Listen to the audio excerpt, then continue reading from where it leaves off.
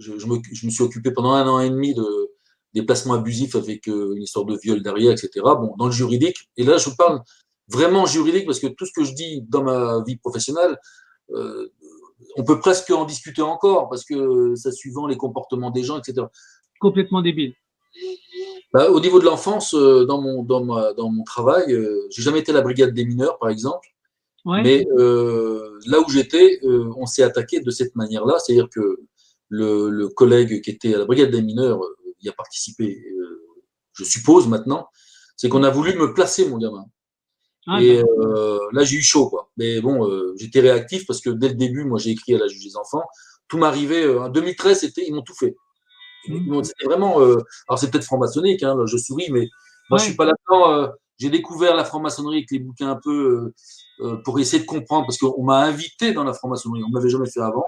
Ouais. Et essayer de comprendre ce qui m'arrivait dans ce harcèlement en Ardèche. Et alors là, j'ai commencé à m'informer. Alors, je suis pas du tout un érudit des lectures franc-maçonniques, etc. Je connais rien du tout.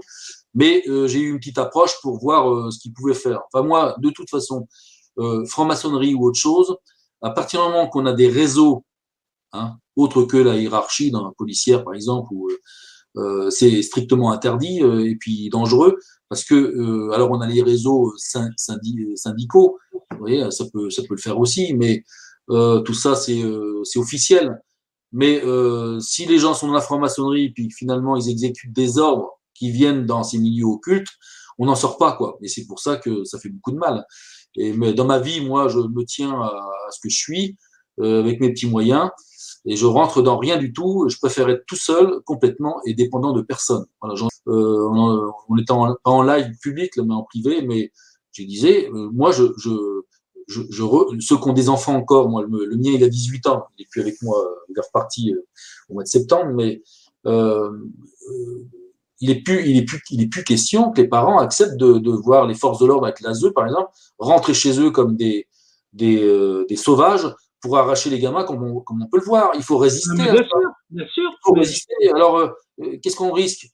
Moi, s'il y en a qui veulent écouter ça, on risque quoi? D'être embarqué aussi? Ben, c'est pas grave, parce que vous allez vivre des années sans votre enfant, parce qu'il va être placé, il va être caché. Enfin, c'est horrible. Et là, c'est pire qu'une prison. C'est-à-dire que vaut mieux se faire embarquer, et puis au moins vous êtes rebellé dans ce qui se passe. Moi, je parle pour ceux qui n'ont rien fait à leurs enfants, bien sûr. bien sûr. Et, euh, et puis, euh, et puis pour les biens, c'est pareil. Moi, je suis dans une situation avec ma maison. Donc la banque fait tout pour m'enquiquiner, mais je suis maintenant couvert par la Banque de France avec un dossier de surendettement, malheureusement. J'en viendrai tout à l'heure, là, après une suppression de salaire depuis 2 ans et demi, donc tout m'arrive. Et donc on s'attaque, quand vous êtes intègre, on s'attaque aussi à tout ce à tout ce que vous possédez, vos Bien sûr. enfants, mais aussi vos biens. Voilà. Donc mon bien, ce serait mon enfant. Maintenant où j'en suis arrivé avec cette maturité que j'ai dans tout ce que j'ai pu découvrir depuis des années, je défends mon enfant. Il est chez moi, il sort pas. Enfin, je le laisse pas s'embarquer. Hein. Et puis mon bien, c'est pareil parce que j'estime que mon bien, j'ai plus d'argent pour payer les crédits, finalement on veut me le saisir, et ben c'est la faute à qui? Mon administration, c'est le ministère de l'Intérieur. Donc je défendrai mon bien autant que je peux. Et pas que, parce que à savoir que les forces de l'ordre qu'on a en face de nous, ou forces de l'ordre, gendarmes ou police, ce sont des pères et des mères également, quoi. C'est-à-dire que on touche quelque chose. Alors si je peux me permettre de faire un parallèle avec des manifs, par exemple des gilets jaunes, hein, auxquels j'ai participé un petit peu. Hein, je suis d'accord aussi sur certains principes, mais quand on parle que de taxes, maintenant moi ça me fait sourire les taxes là. Hein, si on parle de ça, d'argent, mais si on parlait d'enfants, de ces enlèvements d'enfants et de viols d'enfants, etc., on pourrait se retrouver facilement à du 50 000, 100 000 personnes dehors parce que les gens se disent victimes, mais souvent c'est que moins de 10 personnes sur un rassemblement. Si le jour où on est capable d'aller manifester en masse comme ça l'a fait pour plein de choses, hein, et ben là je pense qu'on aura fait un grand pas en avant. Mais à savoir que quand on va se battre réellement, quand on dit se battre, se montrer enfin pour la cause des enfants, hein, Ouais. et des parents, parce que je dis les enfants, mais Les Bien parents sûr, aussi, non, mais je suis d'accord. on détruit les parents aussi. Ils sont complètement déstructurés. Et puis, ça fait, c'est un circuit, c'est un vice. C'est un cercle vicieux, je voulais dire, et où en fait les parents ils sont tellement démontés que finalement ils sont plus aptes à voir les gamins. Enfin, c'est ce que fait valoir les comptes Bien sûr. rendus des services sociaux. Donc on s'en sort jamais. Puis c'est bien étudié aussi pour que ça se passe comme ça, quoi. Donc Ouais, alors c'est d'ailleurs pour ça maintenant on le voit et là c'est flagrant. C'est pas d'aujourd'hui, oui, mais là c'est vraiment en accéléré. On défait les liens des parents, quoi. Voilà, à grande vitesse. C'est-à-dire que on n'hésite plus maintenant le moindre prétexte pour défaire les liens, plus de correspondance, plus de parce que bah, c'est bien là le problème, c'est qu'il y a un lien affectif entre les enfants et les parents. bien sûr. C'est bien un sujet à se révolter pour son enfant, quoi. Et si on défait les liens, les gens vont se retrouver sans affect, quoi. Hein. Donc et manipulables après, quoi. Je veux dire, ils vont être contrôlés et maîtrisés comme ils le veulent. Non, Oui, c'est oui. décennies. Ah oui, Donc, complètement. Ouais. Et donc puis aussi, c'est un moyen facile pour contrer ceux qui ont une grande gueule ou qui dénoncent des gens comme moi. bah, bien Euh, sûr. Parce qu'on vous enlève votre gamin, vous êtes détruit. Alors, ça, on a frôlé tout ça, mais bon, je me suis battu sur tous les fronts. Hein, là, 2013, et on voit très bien que la directrice d'école ment. Il y a une commission rogatoire. Tout le monde ment. Mon fils, le copain de mon fils dit la même chose que lui. Il n'y a rien eu. Il n'y a eu qu'un jeu, mais on a tourné ça en agression sexuelle. Il avait 8 ans dans une classe enfermée tout seul avec la directrice et la maîtresse. J'ai mis un an à le débriefer au pied du lit parce que il était complètement était traumatisé tout simplement, quoi. Bah, bien sûr. Nice. Alors à Nice, déjà j'étais mis au placard en arrivant. Mais quand je Ouais, dis au ah ouais. placard, moi au mois de juillet, je suis passé à Nice. Je me suis présenté. Je savais quel poste j'allais avoir en tant que major de police. Donc voilà, c'était. Et puis quand je suis arrivé, finalement, ça avait tout changé, quoi. C'était. Alors je fuis pas devant le travail, c'est pas la question. Hein. Sauf que je me retrouvais comme en bas de l'échelle à faire des dossiers puis voilà, quoi. Donc à me faire recevoir des ordres ou de me faire engueuler à la première minute que je suis arrivé à Nice par cette fameuse major de police qui était plus jeune que moi parce que je m'étais pas présenté avant, que apparemment j'étais un cassos, on m'avait fait sauter mon ma qualification d'officier de police judiciaire. Alors, tout ça était complètement faux. Mais il y a eu des coups de fil de l'Ardèche. Alors, c'est pour expliquer un petit peu, quand vous avez un ennui à quelque part, les coups de fil, les coups de téléphone, ça va très vite, quoi. Hein. On vous attend là-bas. Hein. Et les Bah, gens bien ne sûr. réfléchissent pas, parce que c'est là qu'on voit que l'intelligence n'est pas très élargie parfois, quoi. C'est pas une histoire d'être chef ou officier ou autre chose.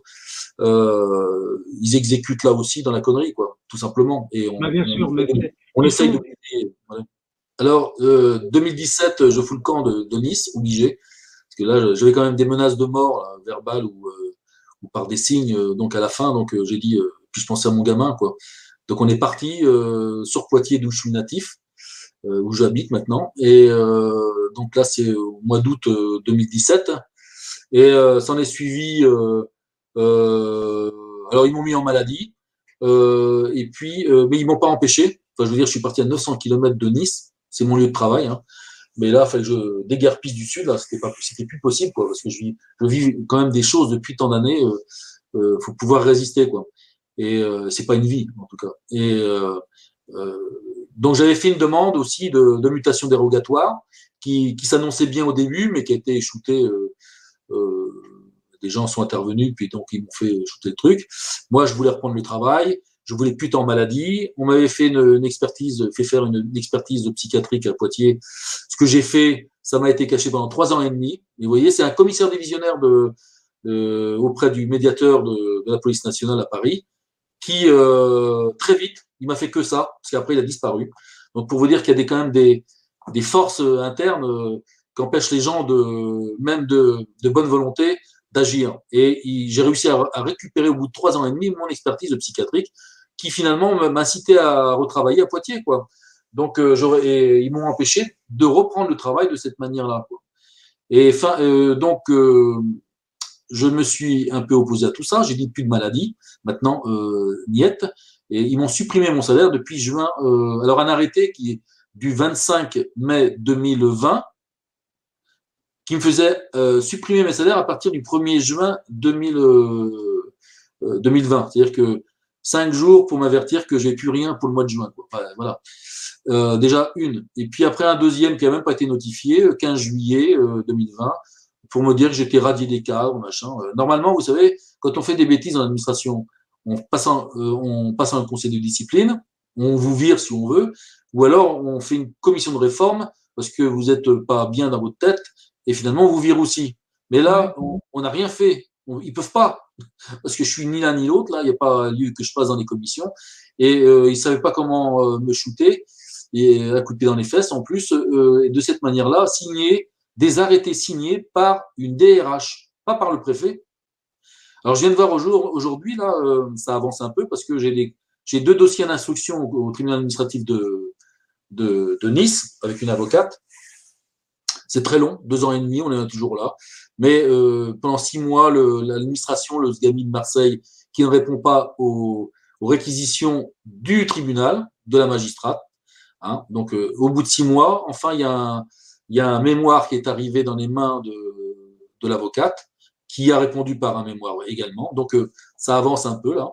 Et en attendant, je n'ai plus de salaire depuis 2 ans et demi.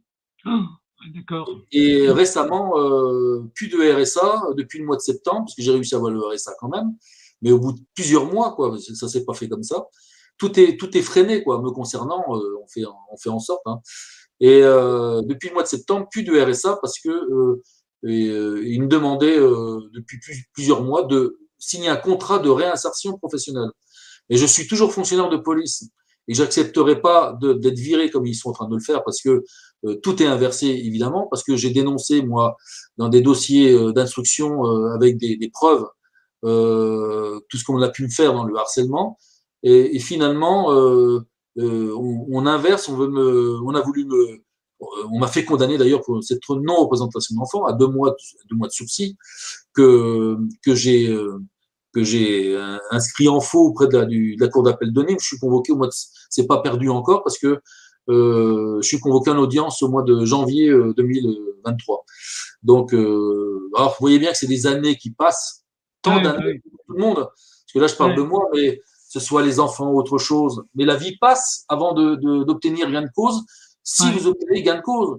Donc, qu'est-ce que je voulais dire donc, c'est des moments de souffrance aussi. Ça a été quand même mon combat à limiter les dégâts par rapport à tant de parents qui ont tout perdu. Hein, j'en ai parfaitement conscience. Mais donc, il y a des moments de solitude, mais je peux les avoir maintenant, même avec si peu d'argent, on va dire, ou vous voyez ces problèmes. Mais finalement, c'est devenu complètement secondaire. Je suis devenu un homme libre parce que je suis content à rendre à ces gens-là. Merci Christophe. Au revoir à tout le monde. Bon courage. Salut.